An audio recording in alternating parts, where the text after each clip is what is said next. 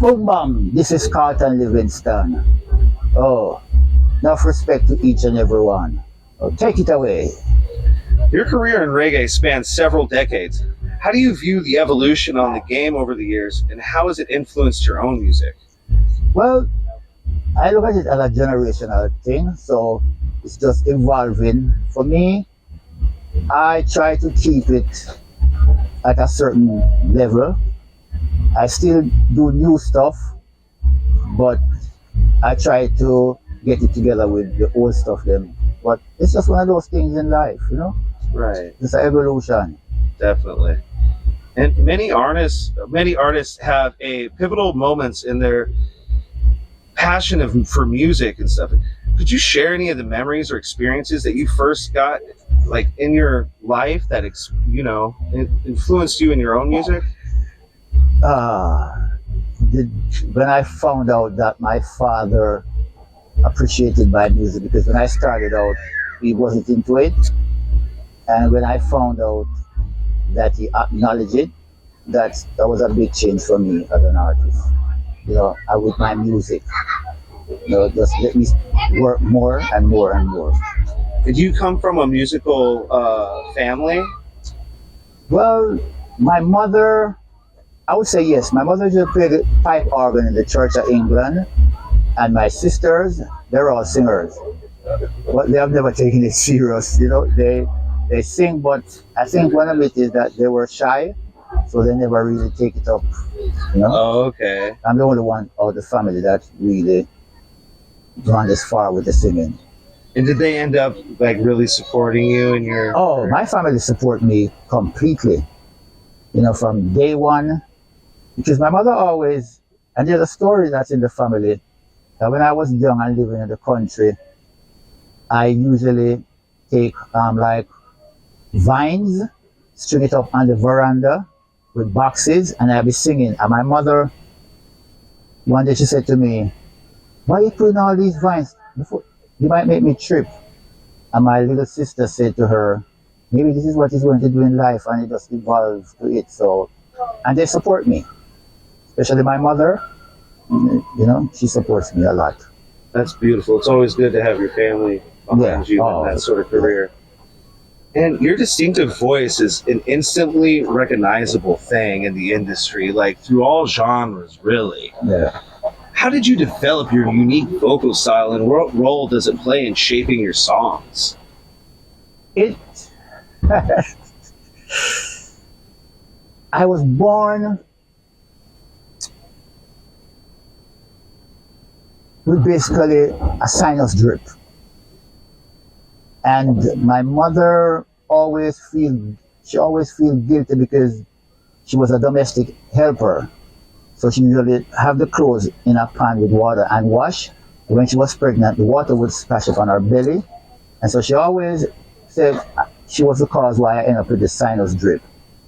And it's constant. I've been to so many ear and nose specialists, and they can't do anything about it. So I think that's what, plus I have small ears. I remember I went to the ear, nose and throat specialist, and they were like, I had to call the other guys and say, "He's an adult, look at his ears, he's like a baby. So small." So I think that's what really formed my vocals. Plus, my mother taught me to sing from my stomach, not my throat. Oh. Because of the drip, sometimes I'll get hoarse. But if I sing, it doesn't show like I'm hoarse. So that's why I get the distinct voice. Okay, that's beautiful. Your collaborations with legendary producers have yielded iconic tracks. Can you tell us about your collaborations that stand out as a particularly memorable moment that influenced your career? Oh, working with Sly and Robbie, that's one of the pivotal points of my career. I have to give them credit for my career because they gave me the opportunity to record. And even when I wasn't recording, I usually go hang with them in the studio, and I learned production technique from them. Winston Riley is another one that, does justice. And then Clive Jarrett from Dandemite Records, Coxon, And those people, they influenced me a lot, just coming up in the business. And they shaped basically my music throughout the years. Okay. So 100 Weight of Collie Weed is one of your most well-known songs. What was the inspiration behind this track, and what did you anticipate its impact on the reggae music would have? 100 Weight of Collie Weed is a song that I usually go to Washington, D.C., and I have friends in Washington, D.C., and in those days, they were juggling. And I went to his house one night, and in the basement, there was all this weed in the basement. And I was working on the album with Jalife Records. And when I went back to New York, Jalife had played a Hot Milk with him. And I hear it, and I just put the tracks down. Now, thinking about, the crowd, I had no idea about that song. I never anticipate anything with my songs. I just record it and let it flow out there, and people gravitate to it. But recording it, I never have an anticipation about it, whether it's going to be a big hit or a flop or whatever. I never do that with my songs. You just do it because you love it. Yes. Love that. Reggae often carries important social and cultural messages. How do you approach infusing your music with meaningful themes while still creating a catchy and enjoyable tune? I try to do that with a lot of my songs. Because actually, I started out, I was up, you have a place named House of Dread. Bob usually come up there, Peter. So basically, I grew up around Rastas. And I'm a Rasta. I might not lax, but philosophy, I'm a Rasta. So I usually sit and listen to them. Plus, when I was going to school, there was a group of us, and we're militant. We take on social issues. I remember we had a strike at the school because the food wasn't good, and we get suspended like for about a month, and I couldn't tell my mother. So every day I just went to school. I go hang in the corner with my friends. So if you go back to my first set of work, which is Soweto, apartheid was going on in South Africa, and my song Soweto, the album Soweto, was a reflection of what was going on in South Africa with Soweto. And then with Trotting Through the Jungle album, there's a lot of social comment with it. Armageddon, a couple other songs inside here. I was given this thing, never pigeonhole yourself as a singer. So I sing everything. Love is rock, everything. The reggae community is known for its unity and camaraderie. Are there fellow artists or colleagues who have played a significant role in shaping your journey currently? Yes. Lone Ranger. We've been rolling since we were singing on sound systems. Until this day, we still roll. And he gives me input and I give him input on his work. And we will write stuff, or he'll write stuff and I come to me and say, see, how this sound? How do you think I should do it? And basically, he's the only one. Because I'm a very hard person to find. I stay by myself. What do you call me, an introvert? Something like that? Yeah, I'm an introvert, so I always be by myself. And do you think that's like maybe how you were raised in a way, or maybe something like in your childhood and everything that made you that way? It is basically how I was raised in my childhood. Because I'm the fourth child of my mother, and all three before was girls. Okay. So I'm the boy. Okay. And the girls were going to school, doing their thing, and I was the boy, so I just tend to be by myself at times. I mean, my brothers come along, but they were younger. So I just tend to stay by myself, and I enjoy being by myself. Right. And as someone who's experienced various reggae genres and very like basically like a lot of the eras of reggae too. How do you keep your music fresh and relevant to the new generation of listeners? Uh, I have my ear to the ground, and I try to the subjects that I sing on at this point right now is more calmer, and I do some dancehall stuff too. So I just try to put it together for the younger people that they could, Yeah, reflect on it. and I think that they really do Yeah. for you, man. And live performances are a vital part of connecting with your fans. What is your approach to stage presence and engaging with the audience during your shows? Uh, I try to, some of the songs, I try to explain to them the meaning of the song and the concept of it come along and what it entails. And because I realize the backstory of the song is very important. So there are certain songs, like for instance, Armageddon. Armageddon was written like 1980. And that time was the height of the Cold War. And it's basically two set of people that fight over God's land. And them don't control it. So I was at them to listen.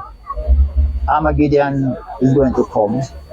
Might not be around, but it's come because the way they're going on, it's going to come. Because they're fighting for something that is not theirs. Yeah.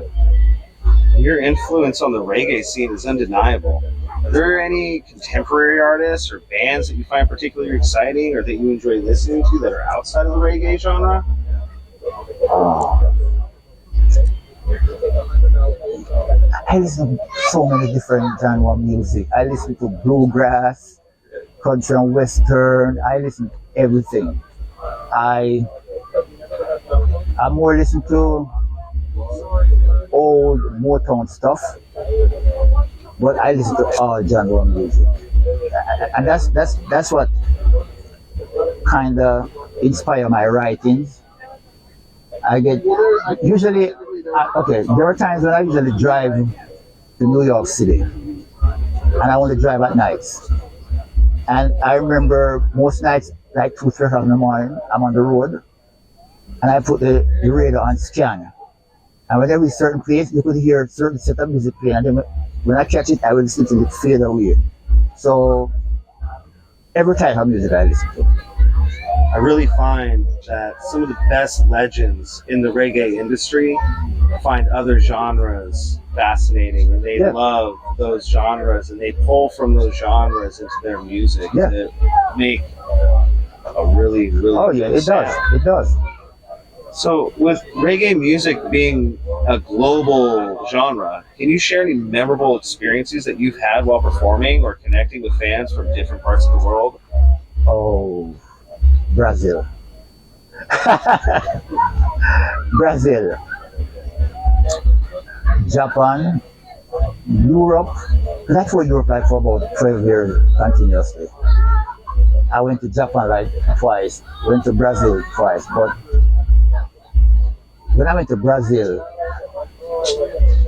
I could not imagine that my music have so much people going. In Brazil, it I was can imagine. fascinating. It took me a while. When I came back home, took me a while to really get down there. And I was like, one song, one song. I was like, but in Brazil, because I just came back from Brazil like a couple months ago. Yeah. I was performing and I went to the front of the stage to sing a song to a lady in a wheelchair. And they put me off the stage, security have to come and be like, and so I remember whispering me and said, "Because you could speak some English, please." I know that. But I love Brazil. The only thing with Brazil is the traveling, because like almost everywhere you go, you gotta take a plane. I don't mind, but I love Brazil. Sounds like a great place. Mm-hmm. So, looking ahead, what are some of your goals or aspirations for your music and career right now? Are there any upcoming projects or collaborations that you're excited about that you want to share with your fans?